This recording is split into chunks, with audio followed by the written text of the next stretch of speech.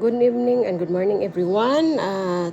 Today I'm going to cook marinated chicken and with stir fry mushroom and butter. It's very delicious for our dinner. So as you can see, guys, a chicken I air fry only. I put the air fryer for 40 minutes. So it's very delicious.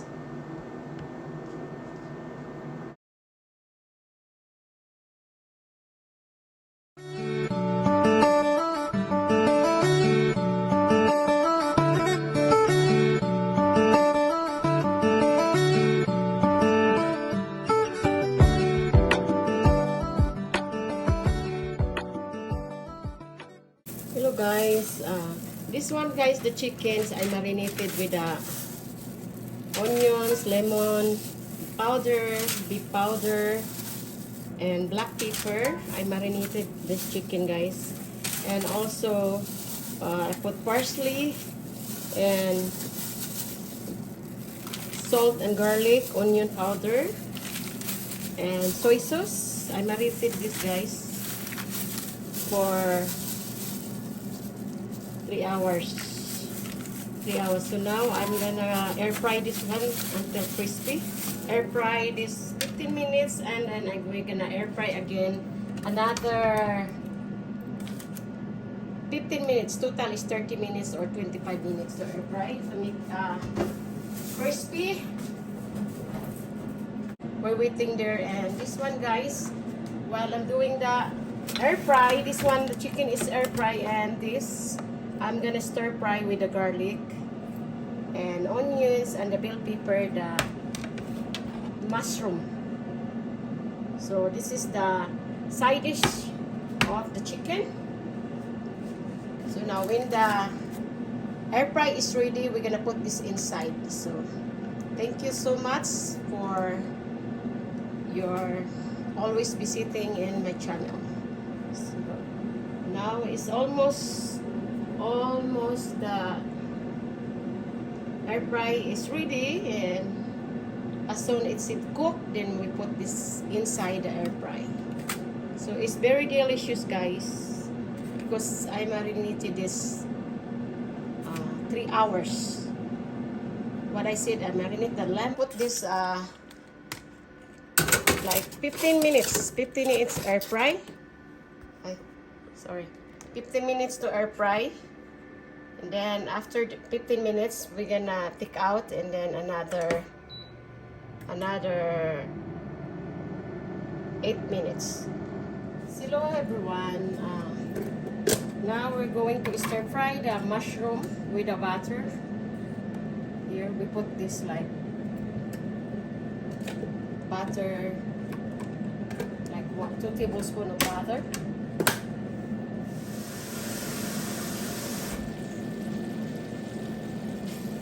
So when the butter is melt, we need to put the onions.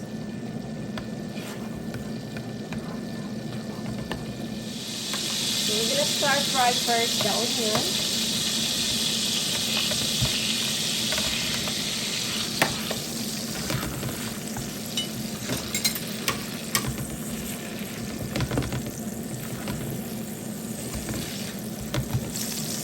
So as you can see, the onion is half cooked now. We will add the 4 cloves of garlic. I just chopped the garlic. So you have to stir it well. So leave the garlic like turn light brown, and also the onions. It's very simple and very easy to cook this kind of recipe. Butter with a mushroom, stir fry, butter, and mushroom guys.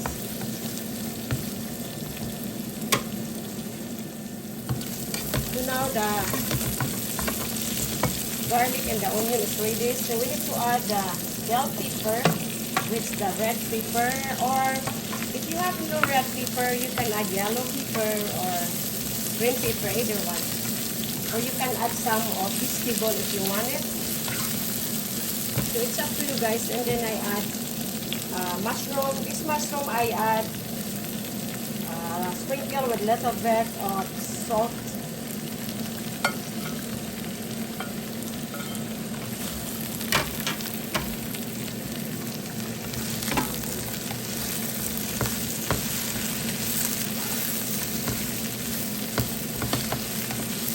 You have to stir it.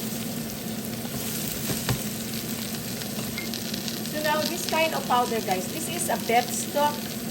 Beef stock, we call beef stock or beef powder. It's like magic sarap. It's different. The beef powder, they have a flavor. So I add this. It's like 1 tablespoon, and this one like half teaspoon of sweet and low sugar. You can add the regular sugar, but I like better the sweet and low sugar. So you have to stir it well.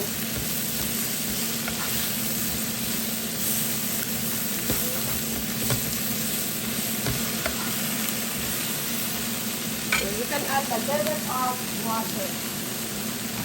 A little bit of water.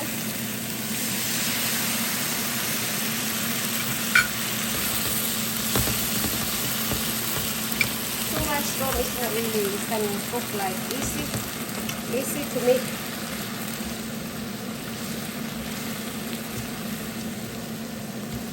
So as you can see, guys, you have to add black pepper, maybe 1 tablespoon of black pepper.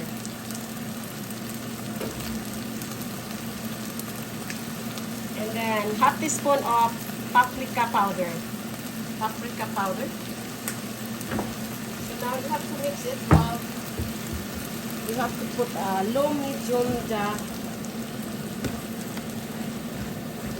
oven. So as you can see, guys, this is very yummy and very easy to eat.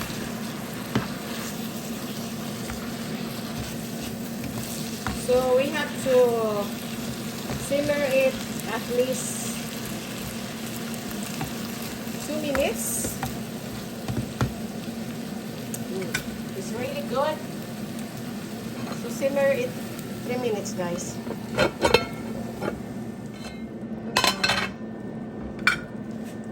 The yucha is already cooked now, as you can see. So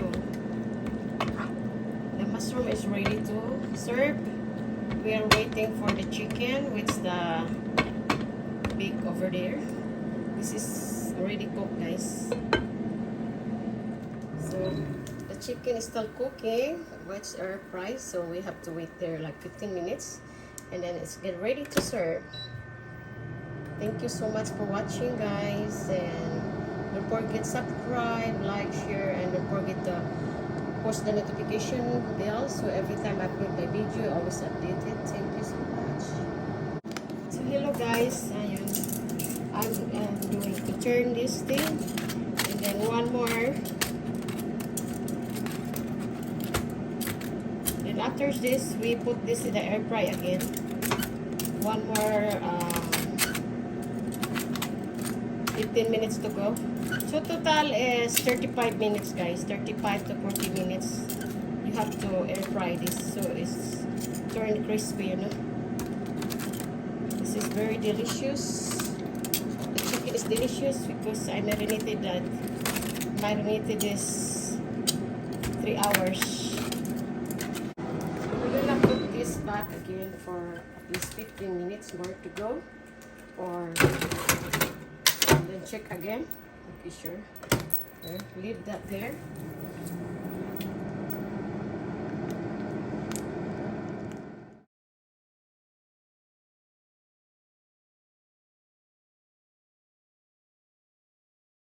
Now, guys, as you can see, the chicken is ready to serve, and very healthy is no oil because this is air fryer. They put the air fry. So thank you for watching. Here. Finish.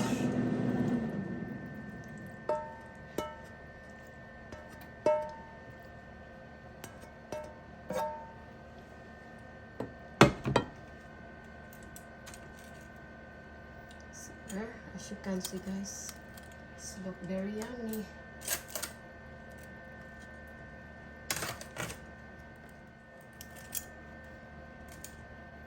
It's very crispy. And 35 to... So please don't forget to subscribe, guys, like and share. So thank you so much for watching. So here, the dinner of my husband is ready to serve. Thank you so much.